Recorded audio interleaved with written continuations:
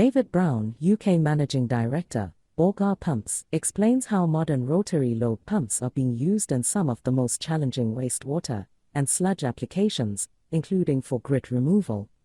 Right sizing, affordable and available spare parts, alongside a maintenance-in-place regime, ensure that these pumps provide some of the lowest life cycle costs available of any pumping solution. Okay, so rotary lobe pumps, I mean, unfairly or otherwise, they seem to have a slight cloud hanging over them in terms of their, maybe reliability. Is that a fair accusation? Well, I think the rotary lobe pumps were introduced into the UK market 20, 30 years ago. Back then, they weren't Börger pumps, but there were other makes. They were basically round pegs put into square holes, because a lot of the time it comes down to range. You see, Phil, if you've got, back then some of the manufacturers might have only had 4 or 5 pump sizes in their range, so they can't cover a lot of duties with that. So realistically, the pumps are badly sized, weren't really of a great quality, and that then meant that they would wear out quicker, because if they're badly sized, they tend to run faster. So a lot of these pumps weren't really designed for the arduous duties of the wastewater market. They were food pumps that looked like good as a principle, which they are a fantastic principle, but really the internals weren't designed to handle the sludges and the type of products that we have to handle in the wastewater market. So that did leave a bad taste, because if you have reliability issues with a certain technology, then engineers tend to remember that. And 20, 30 years on, we're still suffering from those memories a little bit at times. But we still come across some of these pumps in the field, and I'm glad to say, most of them have been replaced with newer Börger pumps, or indeed other technologies. But there was some of the first pumps did leave a bad taste in the mouth of some engineers. Okay, but it's fair to say now that if we call them modern rotary lobe pumps, if you like, they have addressed that, whether it's expanding the range as you allude to, or whatever. So just bring us forward as to the fact that they are those people that maybe are remembering from the old days, why they should give them another chance, if you like. Yeah, I think the sheer number of Börger pumps out in the field is advert to that fact. The number of, some sites, some water authority sites have nothing but Börger pumps handling their sludge processing. There are a number of sites within Anglian Water where the whole sludge process is handled by Börger pumps. We've got literally hundreds and hundreds of pumps in the field. We've also got pumps that you might know that we've recently sold to one of the big hire companies in the UK. So they've got over 50 pumps on their hire fleet that are all out in wastewater applications and other industrial applications.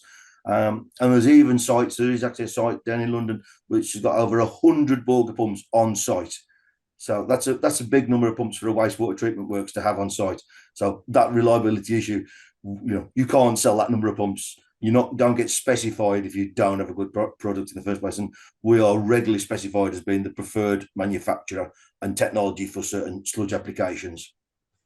Yeah, and as you say, wastewater grit removal, so some pretty harsh applications they're more than capable of handling these days, yeah? Yeah, grit removal's a good one. That really flies in the face of common thought that rotary lobe pumps can't handle abrasive substances or their wear issues. If the pump's sized correctly, then we can handle the hardest duty there is, which is grit removal. We've just worked with Thames Water, their expansion of Beckton. Now, Thames already had 4 Börger pumps, 4 FL 1036 Börger pumps on their grit lines, on their existing grit lines.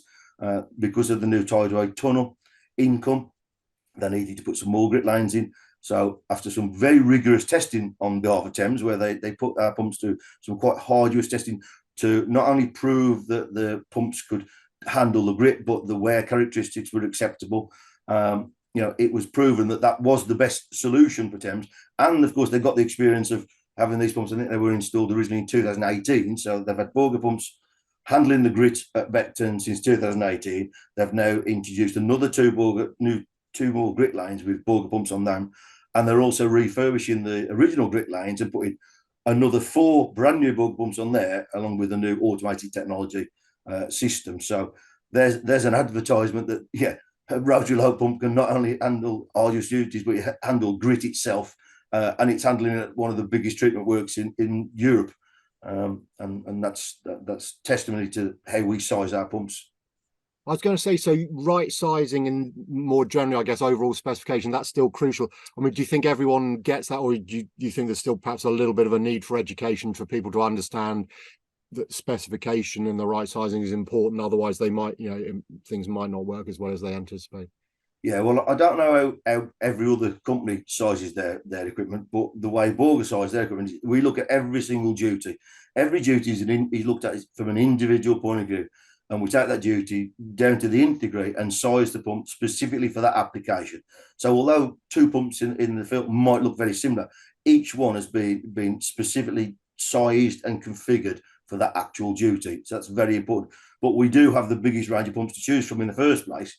So that does make our lives a little bit easier. And then when we get down to the nitty-gritty of the internals, we have a massive range of rotor profiles and materials that we can choose from. So although in the wastewater industry, a lot of the time the materials that we use are all the same, but we still have different rotor profiles for different applications. So for instance, the grit removal, we use what we call an optimum rotor, which is a very good wear characteristic. But yeah, every single pump is individually sized, and I think that's where it comes down to.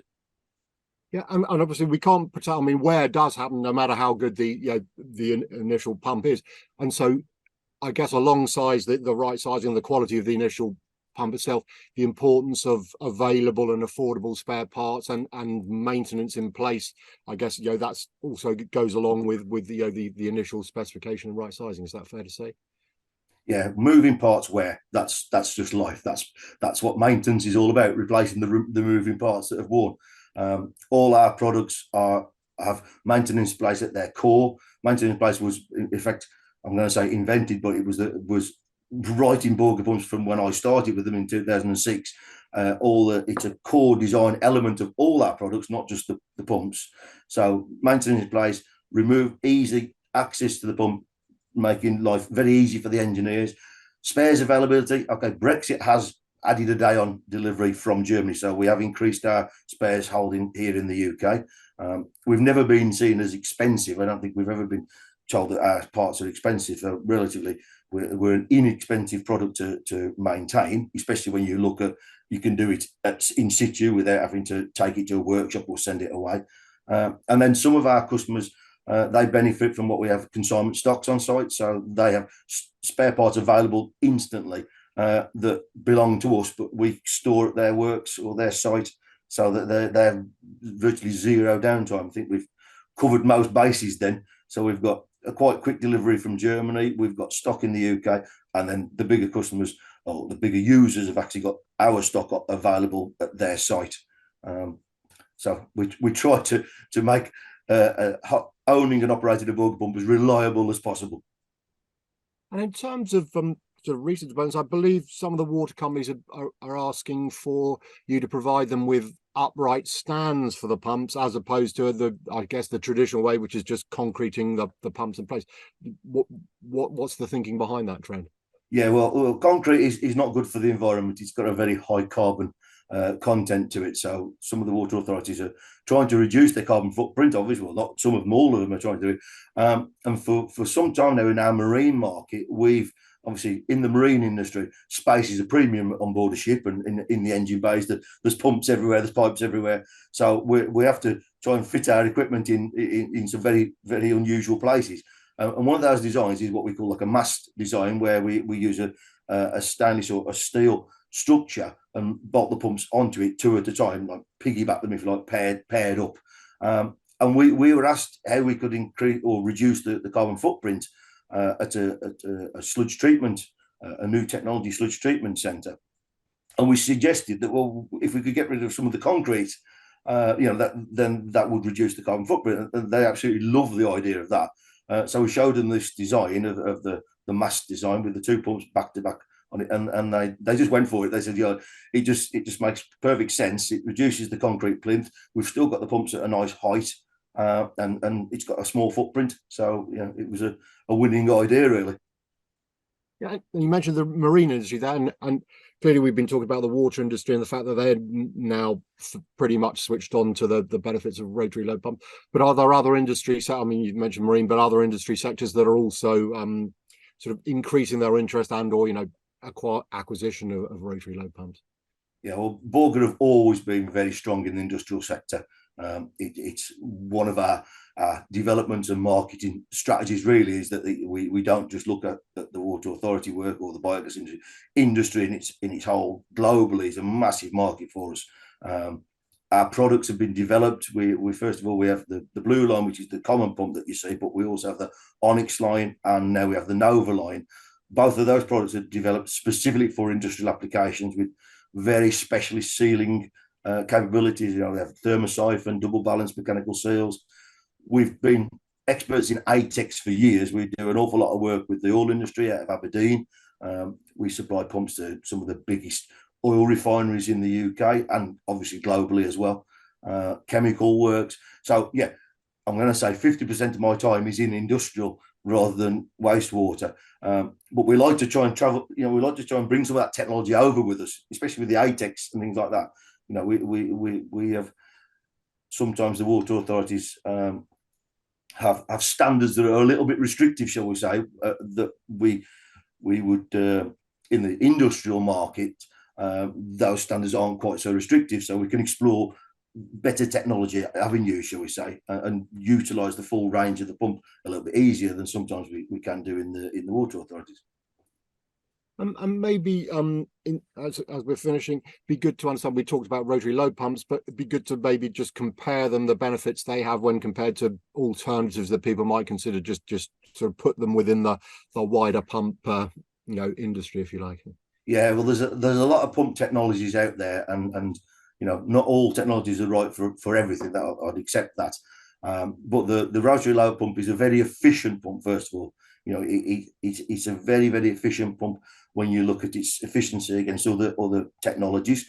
It's very easy to maintain. It's got a very small footprint, and the parts are, well, our parts are relatively cheap. And when you look at the time it takes to change those parts in the field, if you then looked at the total life cost of owning a Börger pump, the efficiency means it's not going to use an awful lot of electricity compared to other technologies. The maintenance place means it's going to not take long to maintain. The spare parts availability means it's not going to be down for too long, and the parts are relatively cheap. So if you genuinely looked at the total life cost of a rotary lobe pump, then it's a great solution. And that's all I'd ask clients to do, really, is taking the total cost element of owning a pump. And I mean, to that point, is the water, I guess, in the water industry, because I know once upon a time it was CapEx was everything, wasn't it? The upfront cost, and they didn't really worry about how much it costs somebody else to run it. But is that changing now, so that more and more people are looking at the overall, as you say, life cycle cost? Yeah, well, part of the WIMES data sheets, if it's done correctly, then the specifying client will send us a data sheet partly filled in with what they want, and a part of that data sheet is the total life cost data sheet as well, where we have the opportunity to fill in the boxes that say how often a part will require replacing and what the price of that part is at this moment in time, and what the electricity usage is going to be and the utilization. So if it's done right, then the answer's there for the client. And maybe just finally, so for folks looking at rotary lobe pumps and looking at yourselves, well, maybe other suppliers, what are there some key questions to ask, or some alternatives, some flags, if people aren't telling you certain things or whatever, you should be a little bit skeptical. So yeah, just advice for people when they're looking to acquire rotary lobe pump technology. Yeah, well, if we went back to that total life sheet, that total life calculation, you can put anything in those boxes. So from a client point of view, I'd be asking for evidence to support that life cycle of those parts that people are sometimes putting in those boxes. We are constantly asked, not just in the water authorities, but outside in the industrial sector, oh, have you done this before? Have you done this before? And the usual answer is yes, we have done it before. It might not be in the UK, but it might be somewhere in the world where we can get some information. We're only too happy to give you references to customers to speak to say, yeah, we had a primary sludge desludging pump since 2006 and it's never missed it. We've got thousands and thousands of these applications. So if you're a customer looking to find a solution for your pumping application, then don't just accept what the pump manufacturer is saying, ask them to prove it and give you some evidence and give you some contacts, you know, and really see after that point, then you should be looking at the detail of what they're proposing as regards to the speed of the pump. Speed is a killer. Speed is where. So really the key thing is how fast is this pump going to run, and is that suitable for the product that it's going to be pumping. Because it's very easy to sell a pump that runs fast, but it won't last for 5 minutes. It looks good. It looks good on the capex, but that's not really the solution that you want. You want a pump that's going to be there for 10 to 20 years, and at the end of that period, it's not going to cost you, you know, an arm and a leg to have owned that piece of equipment. Okay, it's been great to chat to you, and you've given us some great insight into rotary lobe pump technology. So, David, I really appreciate your time. Thanks very much. Phil. Thank you. Pleasure.